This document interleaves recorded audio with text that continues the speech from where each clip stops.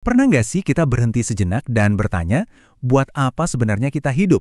Nah, ada seorang teolog hebat, namanya Jonathan Edwards, yang punya satu jawaban, dan jawaban itu benar-benar jadi pusat seluruh hidupnya. Yuk, kita bedah bareng-bareng. Ayat inilah yang jadi fondasi pemikirannya. Buat Edwards, ini bukan sekedar kalimat puitis, tapi kebenaran mutlak. Coba perhatikan kata kemuliaan di situ. Itu artinya bobot, keindahan, nilai tertinggi dari Tuhan yang harusnya jadi pusat dari segalanya. Semuanya datang dari Dia, dan semuanya harus kembali untuk memuliakan Dia. Jadi siapa sih Jonathan Edwards ini? Dia bukan cuma seorang pemikir yang jenius, tapi juga orang yang hatinya itu benar-benar terbakar untuk Tuhan. Dan ini poin pentingnya. Buat dia, jadi orang Kristen itu bukan cuma soal tahu banyak hal tentang Tuhan di kepala, tapi soal mengalami Tuhan secara nyata dalam hidup. Oke, ini dia peta perjalanan kita dalam pembahasan kali ini. Kita akan mulai dari ide dasarnya tentang Tuhan sebagai pusat, lalu kita lihat gimana iman itu harusnya mengubah hati. Terus kita intip disiplin rohani yang dia jalani, pandangannya soal kebangunan rohani, dan terakhir, apa warisan dan tantangan yang dia tinggalkan buat kita. Oke, kita mulai dari prinsip utamanya. Sebuah ide yang kelihatannya sederhana, tapi sebenarnya radikal banget. Menempatkan Tuhan kembali ke pusat semesta kita, di tempat yang seharusnya. Nah, ini dia perbandingannya. Dan kontrasnya tajam banget. Di satu sisi, ada hidup yang mungkin kita kenal betul ya, yang pusatnya itu aku, ambisiku, mimpiku, keinginanku. Tapi Edwards nunjukin jalan yang lain, hidup yang pusatnya itu Tuhan, di mana kemuliaannya itu jadi ibaratnya kompas buat setiap keputusan kita. Jadi, intinya begini.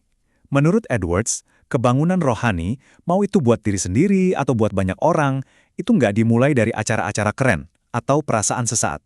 Titik awalnya adalah saat kita berhenti terobsesi sama diri sendiri dan mulai kagum lagi sama betapa luar biasanya Tuhan itu. Oke, mari kita lanjut. Kalau Tuhan adalah pusatnya, berarti iman kita kepadanya harus lebih dari sekedar "oh, saya setuju". Iman itu harus meresap sampai ke bagian paling dalam dari diri kita.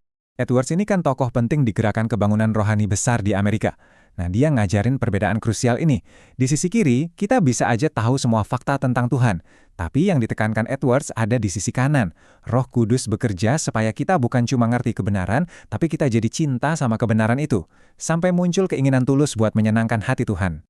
Ini pertanyaan yang dalam banget buat kita renungkan. Iman yang kita punya itu, apa beneran udah meresap ke hati? Sampai mengubah apa yang kita suka, apa yang kita rindukan, bahkan apa yang kita benci. Kata Edwards, disinilah ujian iman yang sejati itu. Sekarang kita masuk ke bagian yang praktis banget. Gimana sih Edwards menerapkan semua pemikirannya ini sehari-hari? Jawabannya ada di resolusi-resolusi atau komitmen hidupnya yang terkenal itu. Ini bukan soal pasrah nunggu ilham loh, benar-benar butuh aksi. Pertama, komitmen, bikin keputusan yang tegas. Kedua, disiplin tanpa henti. Dia bertekad buat nggak nyia-nyiain satu momen pun. Dan yang ketiga, ketaatan. Jadi menurut dia, hidup kudus itu bukan keajaiban yang turun dari langit, tapi hasil dari ribuan pilihan-pilihan kecil yang kita buat dengan sadar setiap hari. Dan ini nih poin praktisnya yang keren.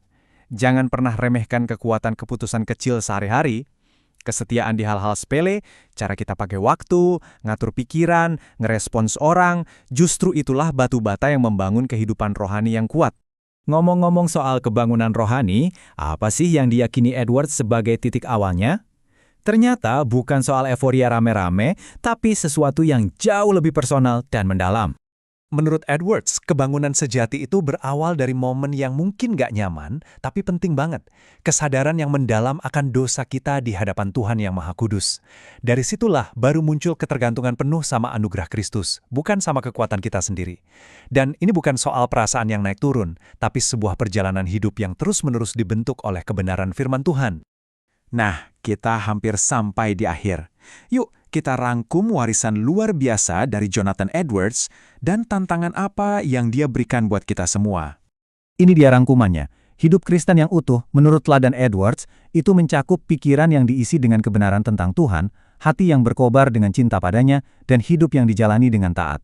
Dan semua ini, sekali lagi, ujung-ujungnya cuma satu, kemuliaan Tuhan.